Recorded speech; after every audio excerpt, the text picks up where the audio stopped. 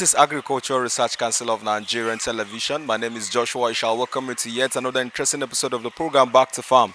Today on Back to Farm, we're going to be doing something slightly different because we're going to be talking about the best policy and innovations to be able to foster agriculture in Nigeria and of course the world at large. And of course today we are far away in Nasarawa State, somewhere in Agate village in Nasarawa State and Kefi to be precise. And then we're going to be talking to a farm manager. His name is Peter. He's going to be telling us all we need to know about this gigantic big estate farm, of how they were able to manage it, and of course for the past 5 to 6 years in existence, so that people who are at home there who are wondering what business to dive into with the huge amount of money they probably have can actually copy this model and of course practice and wherever they are. So join me on this expedition.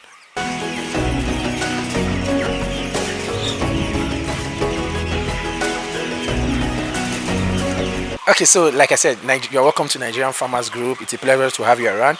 Nigerian Farmers Group and Cooperative Society, as the name implies, it's a cooperative society that was founded in 2017. The aim was when the government of the day, the government of Buhari, insisted that you should be productive, and one of the areas where you can be productive is when you go into agriculture. So I think the founding fathers, my boss, Mr. Rexin Tedeke, we have a president, Mr. Waziri, they all came together and decided, okay, what is it that we can do? Prior to that, we were actually, my boss, they actually met in activism. So I want to give you the story. They were part of the people that did Occupy NAS 1 and 2. When they went to National Assembly, they shut it down because they were clamoring for that. The money that was being spent in the National Assemblies, especially our legislature, was too much. And they needed to let them at least be able to channel some of those resources into productive sector like the farms and other industries. So after they did that for a couple of months, it was actually productive. But they realized that how much can you sustain that? If you shut down industry, if you are there for a week or so, you have to provide food for those that you are taking along to go, and you have to provide shelter for them. At the end of the day, they realized that majority of these people, it was this same politician that would come around to come and give them stipends to be able to feed them. So when the president now called for that youth should be productive, I think he just gave them a mindset that imagine you provide a job for somebody, the person has a job, and when you are about to go, and maybe for example there's a policy that you want the government to change, everybody comes up with their own resources and say, okay, we can do it because I have a job that I'm taking on.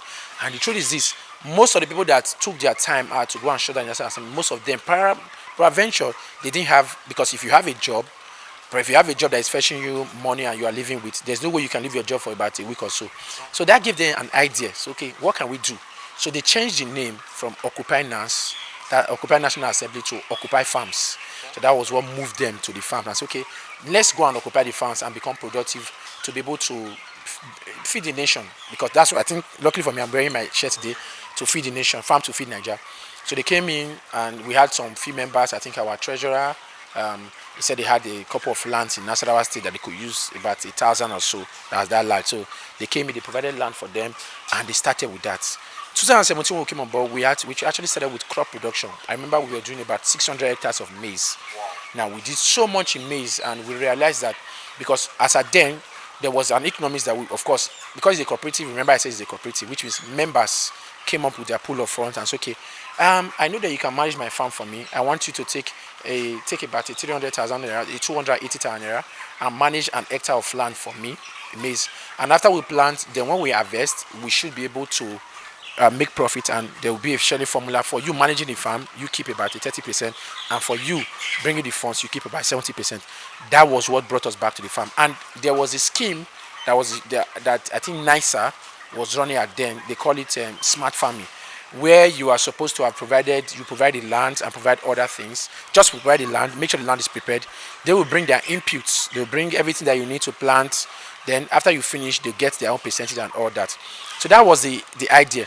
But I think we got to realize that, because I know once we always say that government will encourage you to go back to farm, but majority of their processes are always very slow because they have to follow due process, policies and all that. Their processes for us became very slow. We couldn't wait for them anymore because farming is time bound. If I say I want to do farming, I have to work with the different weather we have, rainy season. So it means that we have to make sure that we farm when we are supposed to farm.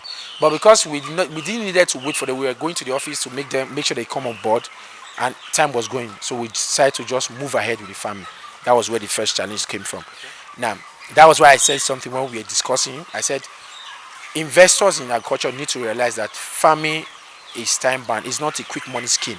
It is something that is a process. It's process driven. Now you make money from it, but you have to first of all create the enabling environment before you can make money. So we started with that was how we started planting maize.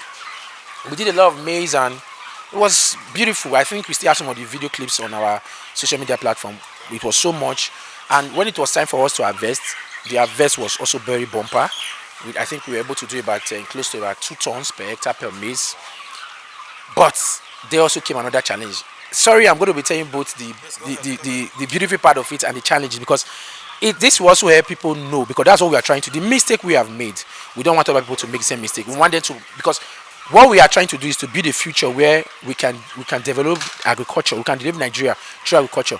One thing my boss will always say is that every other nation, when they discover minerals or discover oil, crude oil, they never abandon agriculture. Agriculture is not a sector you abandon for mineral. That's the problem we are having in Nigeria. What solid mineral will do for you, or what crude oil will do for you, is that it will give you the resources for you to invest in agriculture. Because as we are here, if there was a time there was no mobile phone, we existed. If peradventure today, maybe the vehicle that brought you still did not, maybe the vehicle had issue, you will still survive. It will only take you time. But the only thing that we need as human beings is that we'll always eat. And when I talk about agriculture is not just the food that we eat. Agriculture goes far back to leather production, even the textile mill, the clothes that they cotton and all that. So you see that our life is actually surrounded around agriculture.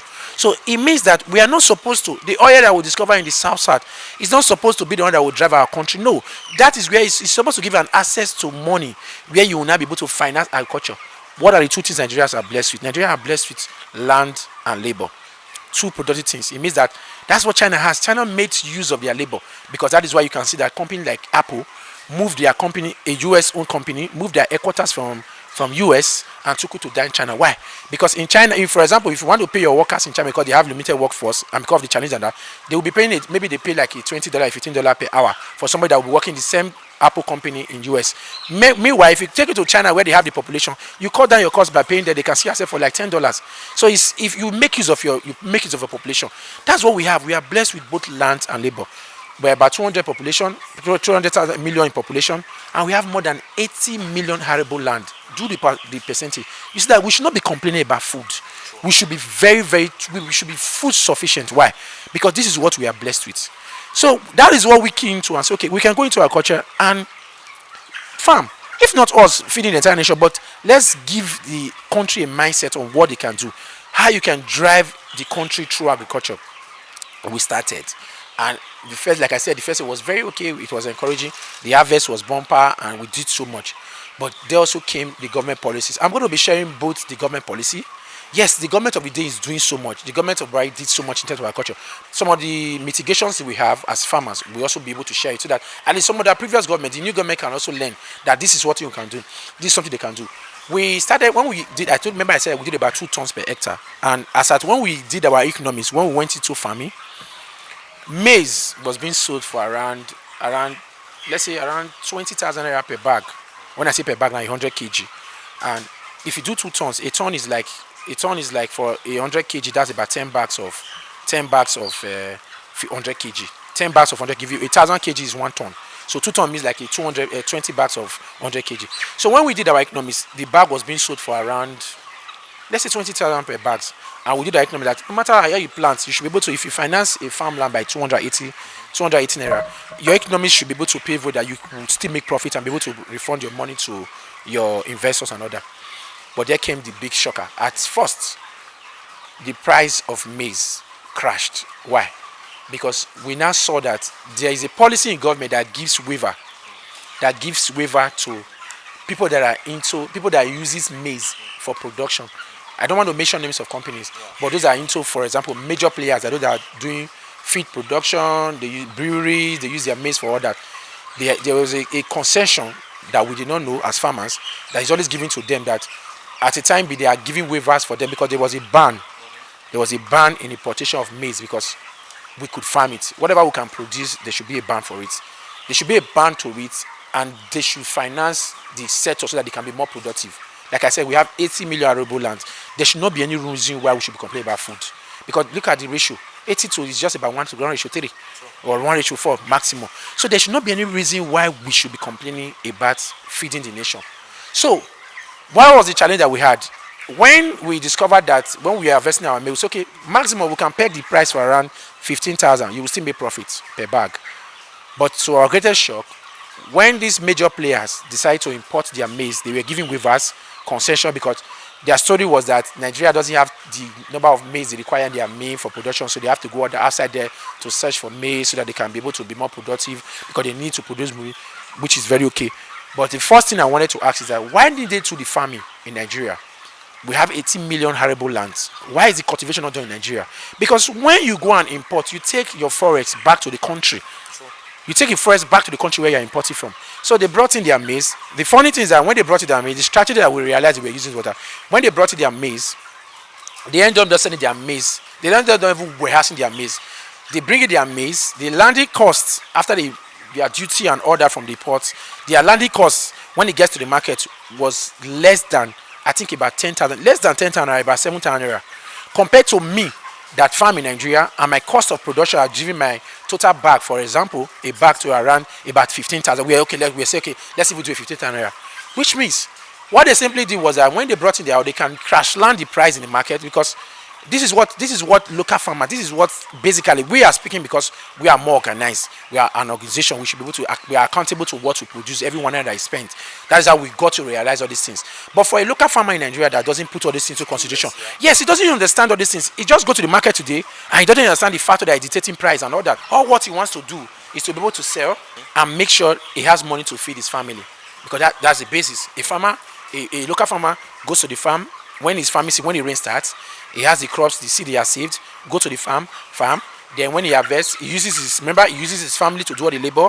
It means that he's not going to be costing the cost of labor, because he's using family. Then of course he buys some few herbicide to be able to increase the yield in his farm. Then after he harvests, whatever they give to him, he bags it. Then another problem of storage. They can't store for a long time because they are scared so that it doesn't go and get bad in their hand. So they quickly take it to the market. So when they get to the market, they take costs. Remember, they are going to put costs from transporting it from their villages to the market. So when they get to the market and they discover that the price is around 10,000 naira, they have no option than to sell. Why? Because if they calculate the cost of taking it back again, that would have brought down their cost of the entire cost of production. It would have increased their cost of production. So most of these local farmers, what they do is that they end up selling it at a loss without making profits. That is why most people will say, you see that farmer doesn't make profit. They will not make profit if there's no right policies. That's the truth. So when they take it, for example, and I'm giving you an example of what happened in 2017. When we wanted to sell, we discovered that the price has crash landed to about, I think it went down to about 7,000 naira.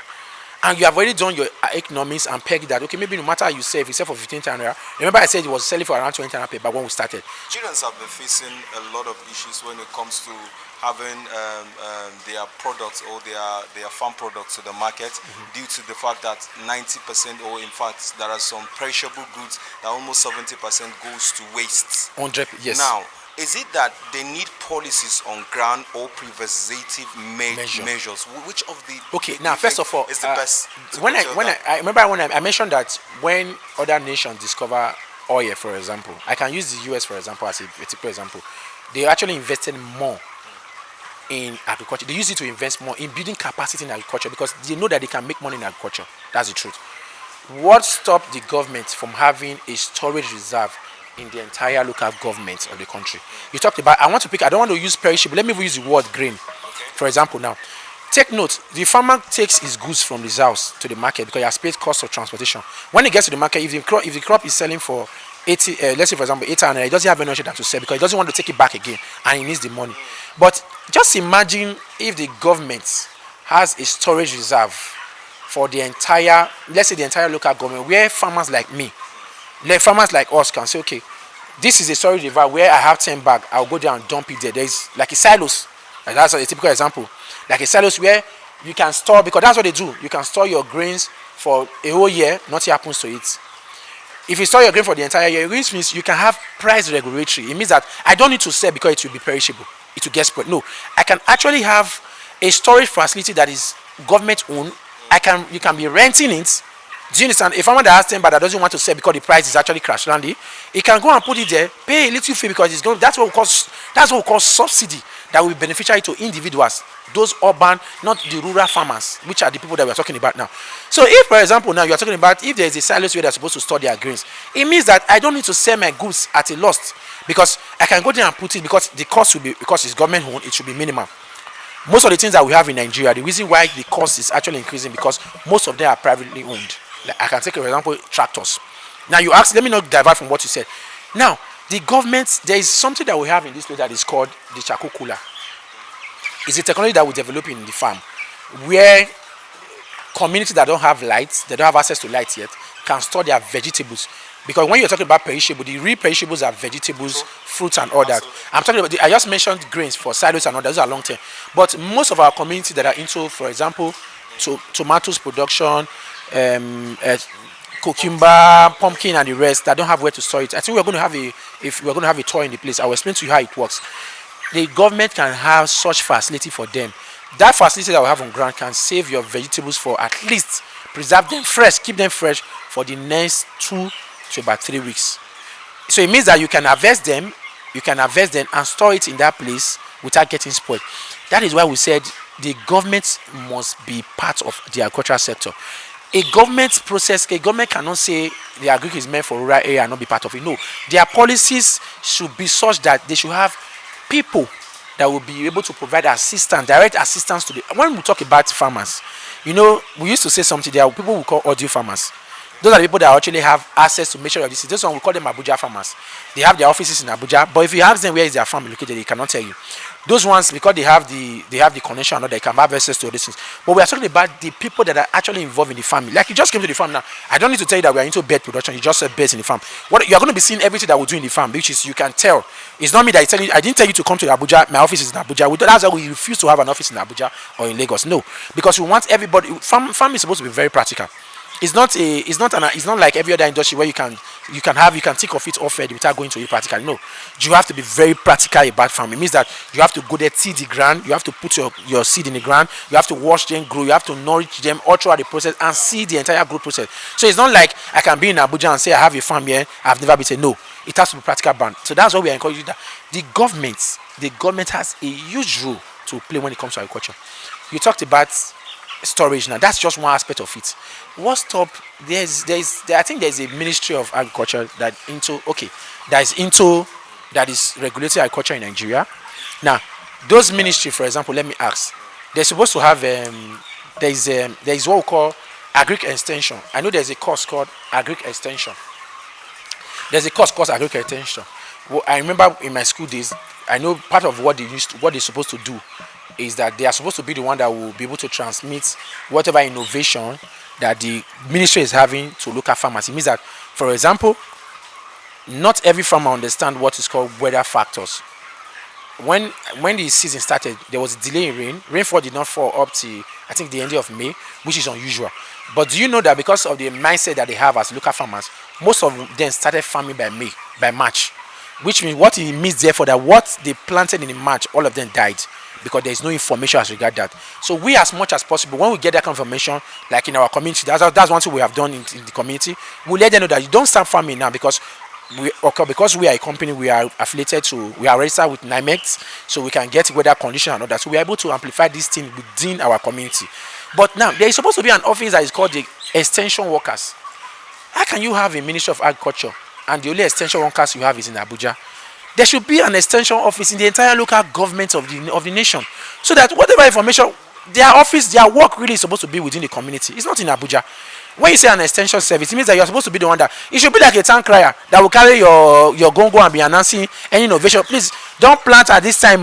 There's going to be drought, there's going to be late rainfall. So whatever you're going to be planting, wait till you start seeing the first 3 rains that comes in, so that the farmer will be well educated, so that they don't go and waste their funds, because that is what actually increases the cost of production in agriculture, because most, when you are not informative, you'll not be able to put what you have to use.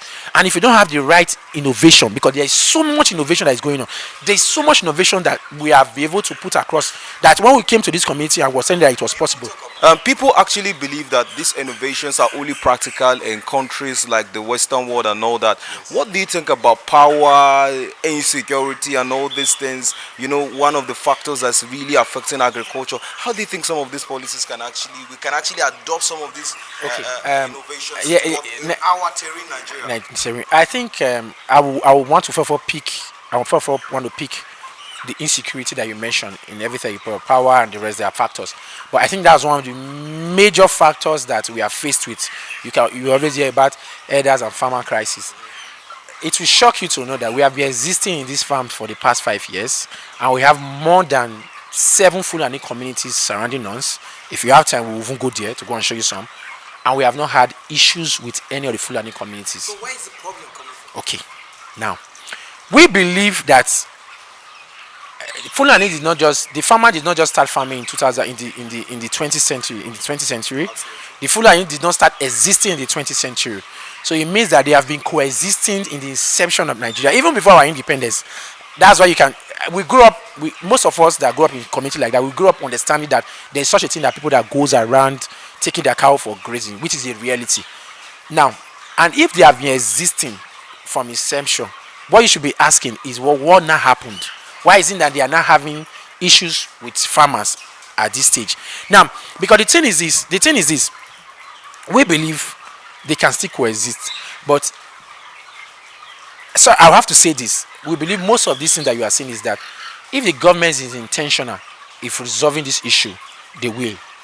I will share our motives on how we started when we came to this place. In reality, when we were coming to this place, actually we had access to about 600 hectares. 600 hectares, in a nutshell, I can describe it like about 600 football field, because it's actually more than. It's about 8,000 square meters. That's what an hectare is. Now, and we have Fulani communities that have been staying in this place.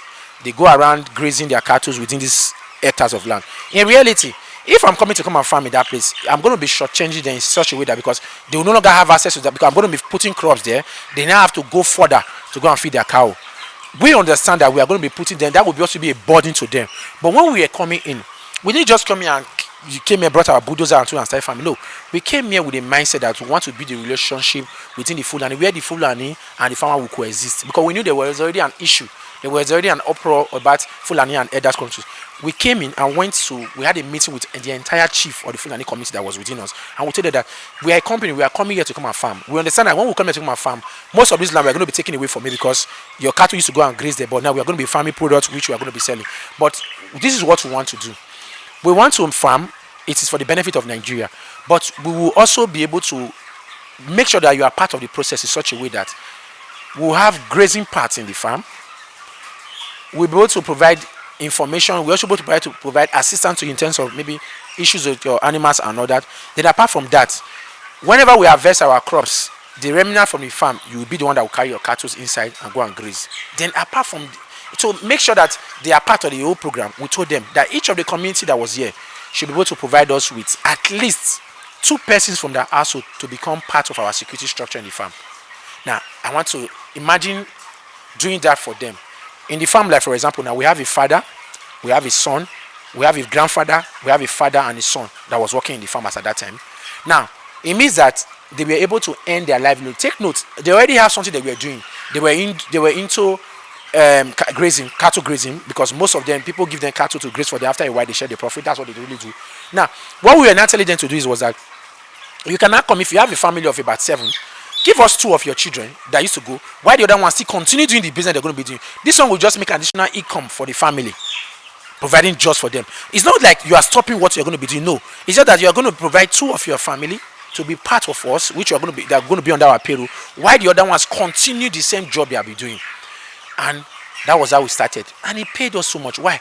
We now realize that because most of the women, the Fulani women, most of they say what they call this their local fura, they call it fura dununu and all that. Now, usually, when they get their fura from their local Fulani huts, their ruga, what they call it, their houses, and what they do, they take it, they walk long distance to go and sell it. But because we're able to build a community here, they don't need to walk that far. They'll just come for the house, bring it to the farm. Before 12 noon, they have sold everything. Now, they realize, the parents even realized that they were part, their livelihood, their father were making money from the farm, their children were making money from the farm, and even their wives were selling their product in the farm. So, how is it possible that such a person will allow anything, will allow their cow to come and destroy the farm where they are making money from? So their livelihood was part of it, not distorting their initial plan. They were still having their cattle to take care of, but they just have an extra source of income, and that has paid us. Of course, is it that we have not had issues within the community? Yes, we have had, but we as a farm, as a community, we always have a way on how we resolve it.